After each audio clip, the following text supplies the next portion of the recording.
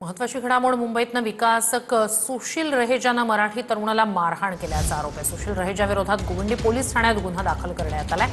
मराठी मुलाला जातीवाचक शिवीगाळ केल्याचा आरोप आहे। कागदपत्रावर स्टेपल व्यवस्थित न जोडल्याच्या रागातूनच शिवीगाळ केल्याचा आरोप आहे।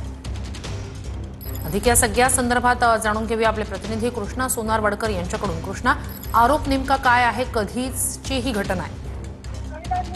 श्रोते, आपण पाहतो की मुंबईतील प्रसिद्ध विकासक म्हणून सुशील रहेजा ग्रुपची ओळख आहे आणि त्यांच्या कार्यालयामध्ये काम करणाऱ्या एका मराठी तरुणाला काही किरकोळ कारणावा म्हणजे जे पेपरला स्टेपल केलं जातं ते व्यवस्थित न लावल्यामुळे त्याला जातीवाचक शिवीगाळ करण्यात आली, मारहाण सुद्धा करण्यात आली आणि तुम घाटी लोक सुधरोगे नाही अशा पद्धतीचं वाक्यप्रचार करून जातीवाचक शिवीगाळ केल्याचा आरोप त्यांच्यावरती आहे। आणि गोवंडी पोलीस ठाण्यामध्ये सुशील रहेजा विरोधामध्ये आता अॅट्रॉसिटी आणि इतर कलमांतर्गत गुन्हा सुद्धा दाखल करण्यात आले। त्यांच्यावरती मारहाण, शिवीगाळ त्याचबरोबर जातीवाचक शिवीगाळ केल्याचा आरोप आहे आणि त्या अनुषंगाने गोवंडी पोलीस ठाण्यामध्ये तक्रारदार राहुल जाधव यांनी तक्रार दिलेली होती आणि त्या अनुषंगाने सुशील रहेजा याच्या विरोधामध्ये अॅट्रॉसिटी आणि इतर कलमांतर्गत गुन्हा सुद्धा दाखल करण्यात आलेला आहे।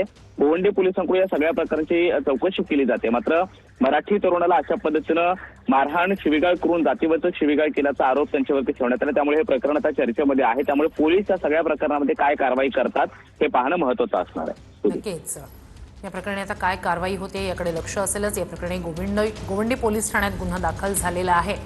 विकासक सुशील रहेजा यांच्यावर मराठी तरुणाला मारहाण केल्याचा आरोप आहे। तुर्तास धन्यवाद कृष्णा, तुम्ही दिलेल्या संपूर्ण माहितीसाठी।